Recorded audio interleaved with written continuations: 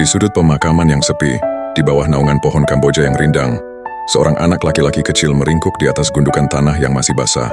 Namanya Udin. Sudah 3 hari 3 malam ia tak beranjak dari sana. Air matanya seakan tak pernah kering membasahi nisan sederhana bertuliskan nama ayahnya. "Ayah, jangan tinggalin Udin sendirian, ayah." Bisiknya lirih, suaranya parau menahan isak tangis yang tak kunjung reda. Dunia Udin seakan runtuh. Dulu ia masih punya ibu, tapi bayangan ibunya kini kabur samar. Yang ia ingat hanyalah punggung seorang wanita yang berjalan menjauh, meninggalkannya bersama sang ayah tanpa pernah menoleh kembali. Ayahnya lah satu-satunya dunianya. Ayahnya yang selalu mengajarinya cara tersenyum walau perut keroncongan. Ayahnya yang selalu menyanyikan lagu Nina Bobo dengan suara seraknya, hingga Udin terlelap. Kini ayah pun pergi, menyusul entah kemana. Udin sendirian, benar-benar sendirian.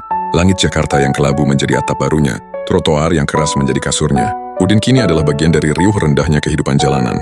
Ia belajar bertahan hidup dari sisa-sisa makanan, dari belas kasihan orang-orang yang lalu lalang.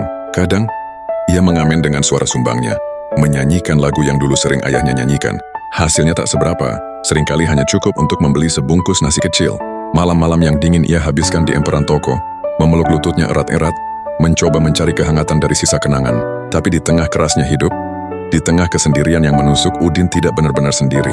Ada satu makhluk mungil yang selalu setia di sisinya, seekor kucing berbulu oranye tebal, dengan mata bulat bening yang seolah mengerti semua kepedihan Udin. Udin menamainya Milo.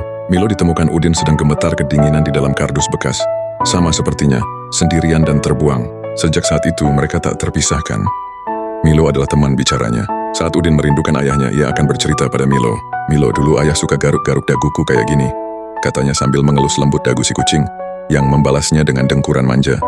Milo adalah penghiburnya. Saat Udin diejek atau diusir, Milo akan menggesekkan kepalanya ke kaki Udin seolah berkata, "Tidak apa-apa, ada aku di sini." Milo adalah keluarganya. Saat mereka berhasil mendapatkan makanan, Udin akan membaginya 2, memastikan Milo makan lebih dulu. Suatu sore yang terik, saat Udin sedang bersandar di tembok kusam memeluk Milo, seorang bapak tua menghampirinya. Bapak itu memberikan sebungkus roti dan sebotol air. Udin menerimanya dengan ragu. "Kamu sendirian, nak?" tanya bapak itu lembut. Udin hanya mengangguk, matanya tak lepas dari Milo. Bapak itu tersenyum. "Kucing yang manis, dia temanmu ya?" Udin mengangguk lagi, kali ini lebih mantap. "Dia keluarga Udin, Pak." Malam itu di bawah kerlip lampu jalanan yang temaram, Udin memandangi Milo yang tertidur pulas di pangkuannya. Ia mengelus bulu oranye yang lembut itu. Mungkin ia telah kehilangan ayah dan ibunya. Mungkin dunia terasa begitu kejam. Tapi melihat dengkuran halus dari makhluk kecil di dekapannya, Udin sadar, ia tidak sepenuhnya sendirian. Di sudut tergelap sekalipun, Tuhan mengirimkan seberkas cahaya, cahaya kecil berbulu oranye, yang bernama Milo. Dan untuk malam ini itu sudah lebih dari cukup.